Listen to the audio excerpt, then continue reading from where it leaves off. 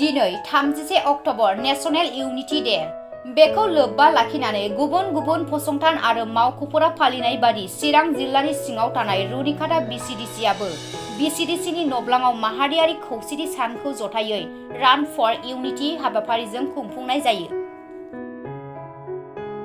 बे हाबाफारियावनो बाहागो लायो 14 नं चिरां दुवार ब्लक इउपिपिएलनि आफादगिरि बिरदाव मुसाहारि, सिडली ब्लकनि लेङाइ बिडिअ दिलीप कुमार बसुमतारी, इन्जिनियार बमराज मुसाहारि आरो बिसिडिसिनि मासिगिरि लेङाइ मासिगिरिजों लोगोसे ओनसोलनि रायजो राजाफोरा।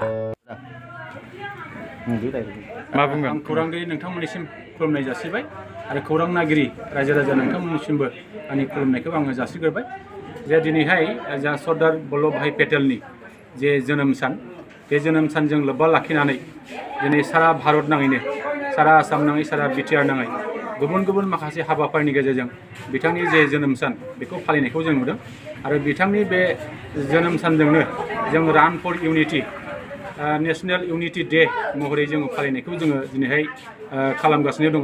दिनै जोङो चिरां डेभेलपमेन्ट ब्लकनि सिङाव थानाय बे रुनिखाता बिसिडिसिआवबो बे सरदार बल्लभ भाई पेटेलनि जे जोनोम सान, बे जोनोम सानजों लोब्बा लाखिनानै run for unity national unity day बे हाबाफारिखौ जोङो खुंबाय आरो जोङो खोब मोजां मोनदों।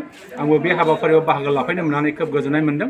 आं आसा खालामो बे run for unity national unity day बे हाबाफारिया जाहाथे फैबाय थानाय समावबो मोजाङै खुंफुंजागोन बेखौ आं मिजिं खालामो।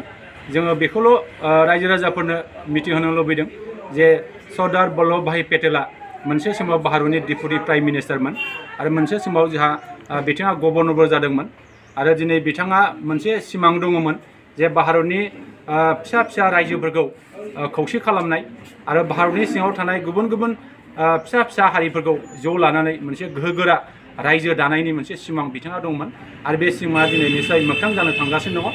दिनै भारत हिसाबै सारा बुहुमावनो मोनसे मिथिजानाय गोहोगोरा हादोर जानो थांगासिनो दङ। जों मिजिं खालामो जोङो नैबे भारतनि साफा साफा नोगोरारि जानानै दिनै जोङो समायखिरा लानांगोन जे भारतखौ गोहोगोरा हादोर दानायाव जों बयबो जाहाथे खामानि मावनांगौ दङ, बिबान लानांगौ दङ आरो जोङो खामानि मावनो हायोबा आरो बिबान लानानै जोङो दावगालांनो हायोबा निस्सय जोङो भारतआ दिनै नङा गाबोन बुहुमनि मादावनो गोहोगोरा हादोर जानो हागोन, आं बेखौ मिजिं खालामो। दिनै नोंथांमोननि नैबे प्रग्रामाव सोर आलासि हिसाबै नुजाफैदों?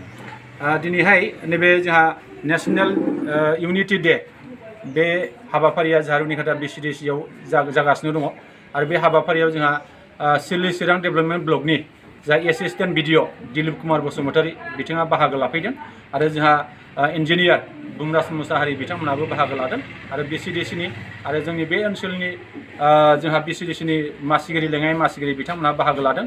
दा बिसिडिसिनि सोद्रोमा बिथांमोनहाबो बाहागो लादों आरो बे ओनसोलाव थानाय जोंहा गोबां सेल्फ हेल्प ग्रुपनि बिबानगिरिफ्रा बाहागो लादों आरो रायजो राजाफ्रा बेहाय मैखोमै बाहागो लानानै दिनैनि नैबे जोंहा नेशनेल इउनिटि डे बे हाबाफारिखौ जोङो मोजाङैनो खुंफुंनो हाबाय बेखौ जोङो बुंनो हायो।